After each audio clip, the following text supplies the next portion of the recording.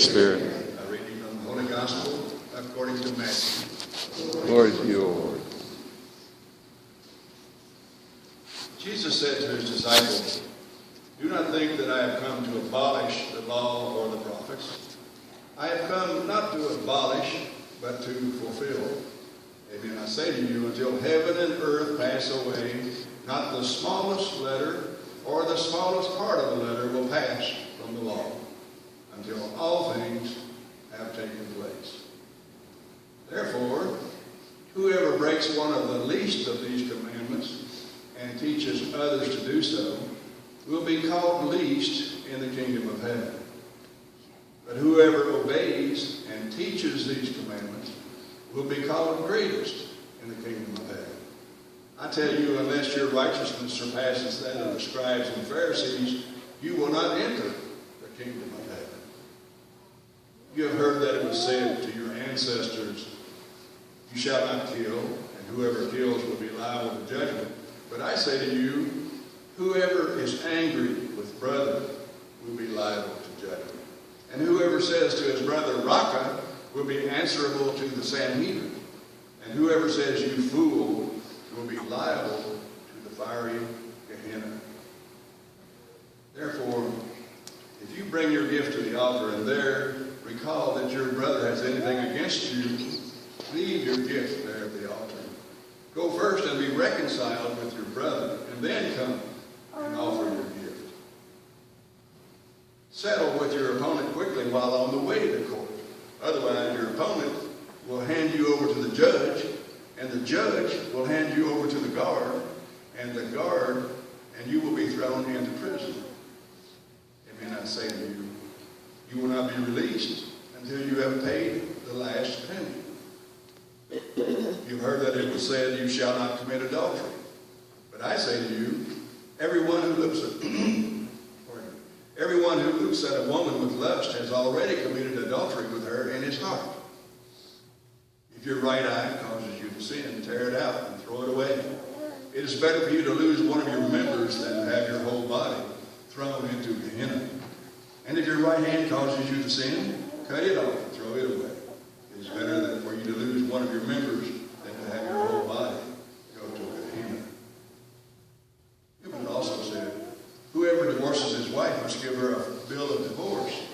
But I say to you, whoever divorces his wife, unless the marriage is unlawful, causes her to commit adultery. And whoever marries a divorced woman commits adultery. Again, you have heard that it was said to your ancestors, 'Do not take a false oath, but make good to the Lord all that you vow.' But I say to you, do not swear at all, not by heaven, for it is God's throne, not by earth, for it is his footstool, not by Jerusalem, for it is the city of the great king. Do not swear by your head, for you cannot make a single hair white or black. Let your yes mean yes, and your no mean no.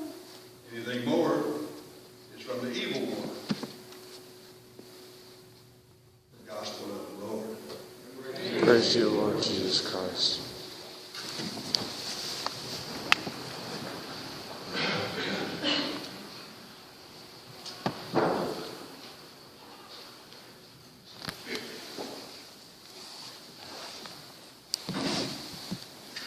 He said, "I do."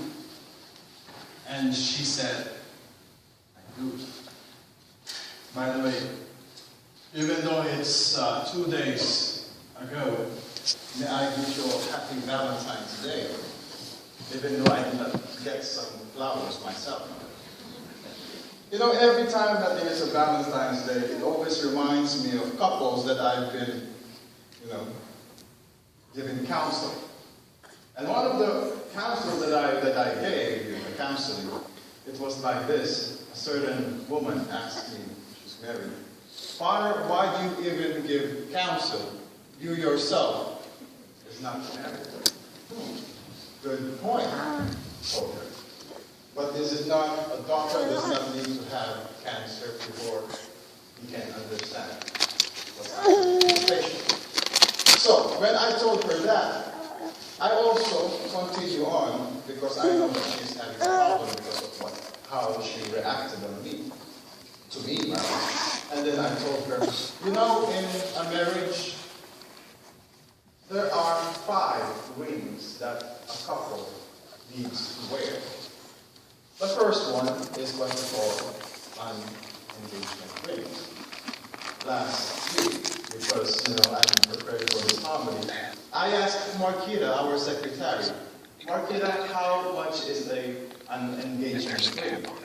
And then I told her, if I would be getting engaged, I would buy probably a $500 engagement ring. And then she said, Father, good thing you are a priest. It costs around this much and that much. Oh, I see. Good thing, really. I'm a priest. I don't have that problem.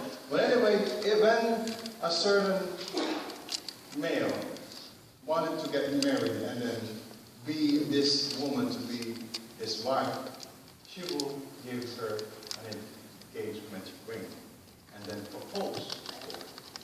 And then if the woman says yes, oh okay, then they go to the wedding day. And in the wedding day, both of them, after exchanging their vows, their I do's, then they will wear this wedding ring.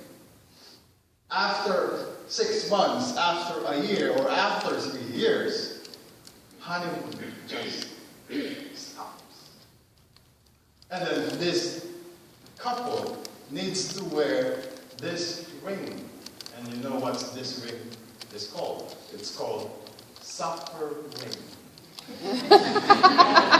Because in this stage, both of them are not anymore doing anything for the benefit of the other person. They are suffering because their best part is not anymore there.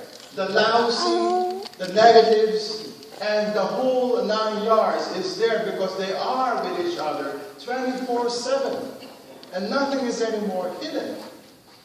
But, for instance, this couple are married for 20 years, for 30 years, and for 50 years, they are forced to wear this 4th ring, and it is called bow ring.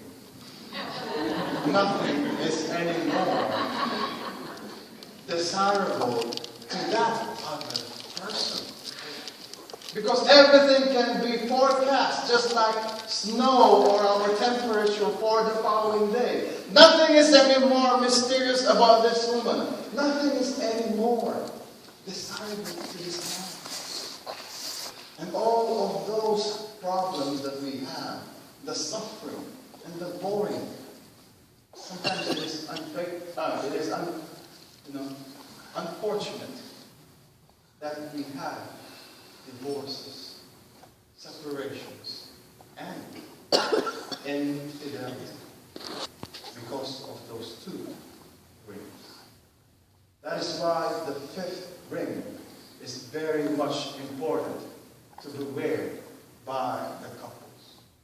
And it is called care ring.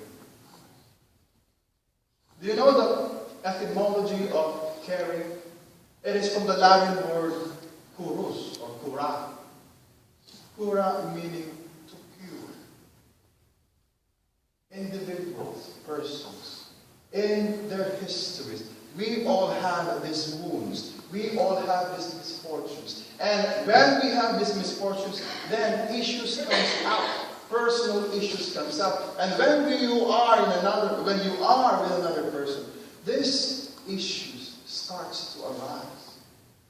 If you care, you can cure those wounds of that person.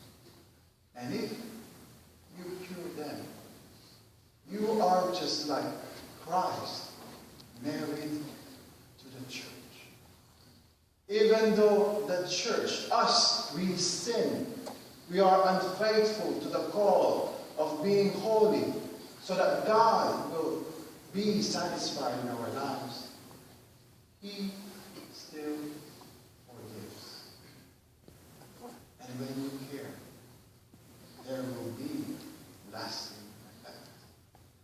Last 2 weeks ago, I was kind of have this very, if I might say, profound experience of being at a deathbed.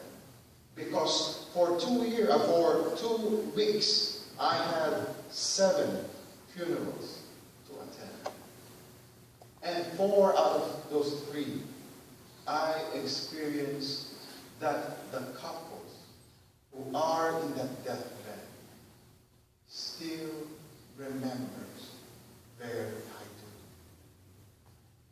Remember, you said in the altar, for better or worse, and in sickness and health, till death do us. I hope and pray that you will continue to care, so that in this life that we call married life, you will always realize that you said